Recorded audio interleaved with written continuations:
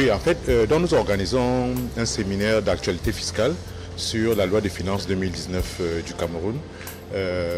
Donc nous avons notre conseil fiscal qui développe, en fait, qui entre dans le fond des changements ou des nouveautés concernant à la fois les aspects fiscaux et les aspects douaniers. Donc nous avons nos experts pour ça.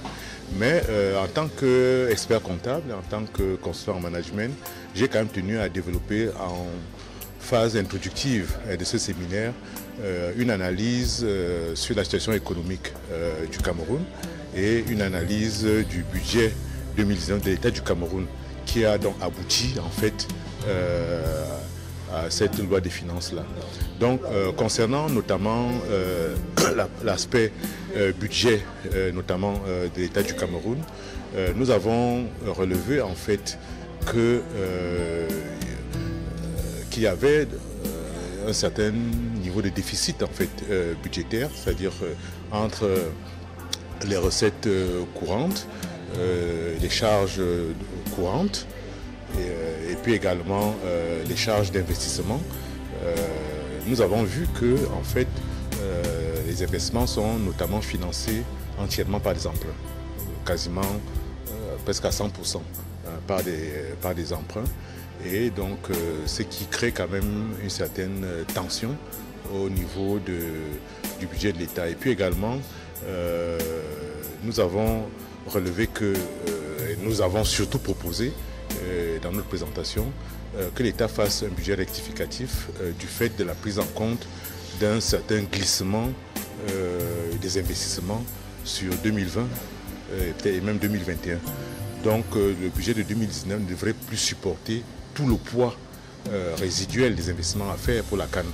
Donc il faudrait que la CAN ayant été reportée en fait, pour ce qui est du Cameroun, l'organisation ayant été attribuée en 2021, il est bon que les dépenses d'investissement qui se sont toutes accumulées, qui ont toutes été chargées sur 2019, soient quand même un peu légèrement, pour certaines en fait, pas toutes évidemment, pour certaines qu'elles soient quand même décalées sur 2020. Donc c'est un peu c'est la principale recommandation que nous faisons au gouvernement, donc qu'il y ait pourquoi pas un budget rectificatif pour tenir compte de ça et alléger un peu la tension de trésorerie et alléger le poids et diminuer les emprunts, le montant des emprunts que l'État envisage contracter. Et pour ces mesures correctives, est-ce que vous avez initié des moyens de suivi de cette proposition auprès du gouvernement? Nous allons saisir le ministre des Finances, nous allons donner notre contribution. Hein. C'est un avis, c'est un conseil. Le ministre des Finances, l'État est quand même autonome, c'est eux qui décident. Mais nous allons quand même en tant qu'experts leur donner quand même notre point de vue. Et puis on verra comment s'ils en tiendront compte ou pas.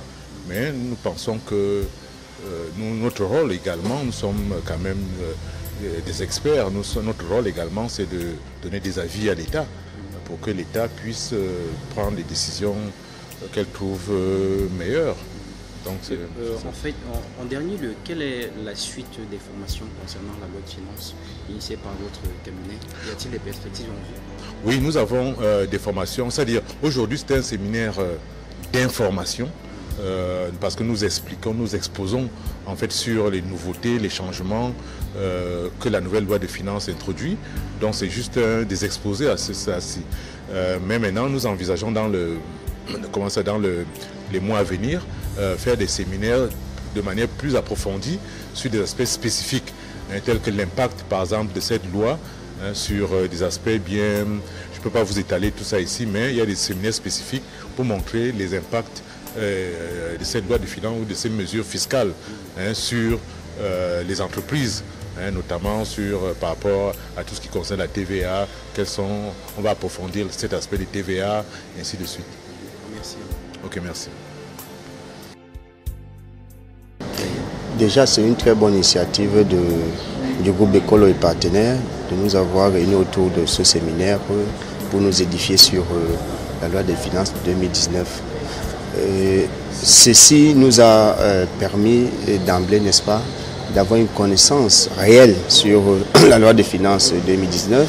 Et d'ailleurs, Pour ce qui nous concerne, nous, la société Océan Shipping and Logistics Company, nous avons été édifiés sur un certain nombre de procédures douanières. Nous avons été sensibilisés qu'au jour d'aujourd'hui, il n'y a plus de cumul, n'est-ce pas, entre être importateur, il y a cumul d'être importateur et en même temps commissionnaire agréé en douane, ce qui certainement ne va pas élargir notre champ d'action, mais la loi c'est la loi, nous devons la respecter. Et de même, ce séminaire m'a édifié, n'est-ce pas, sur l'endettement, n'est-ce pas, de notre pays en 2019 concernant un certain nombre de besoins en termes de réalisation. Et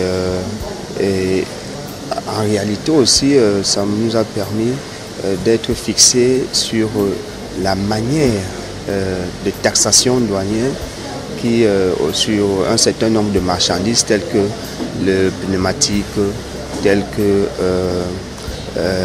les tabacs, tels que bien d'autres matériaux, à savoir le matériel, les outils informatiques, les véhicules et bien d'autres. Donc je rentre, n'est-ce pas, très satisfait de tout ce qui a été apporté comme éclaircissement et précision sur la loi de finances 2019. Le cabinet Bekolo & Partners est habitué à faire ce genre de séminaire. C'est-à-dire qu'au cours de chaque année, c'est-à-dire que la firme Bekolo & Partners organise un séminaire dans le sens de sensibiliser, c'est-à-dire que de mettre les acteurs politiques en face par rapport à la loi des finances. Notamment sur les innovations fiscales sur la loi des finances 2019. Mes attentes seront portées essentiellement sur les 5 points suivants: l'élargissement de l'assiette fiscale, la sécurisation des recettes fiscales et douanières,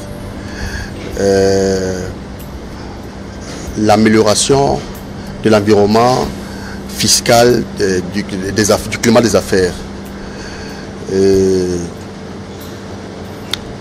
la promotion socio-économique. Donc c'est les points sur lesquels mes attentes sont focalisées par rapport à cet autre séminaire que la firme Bekolo & Partners organise.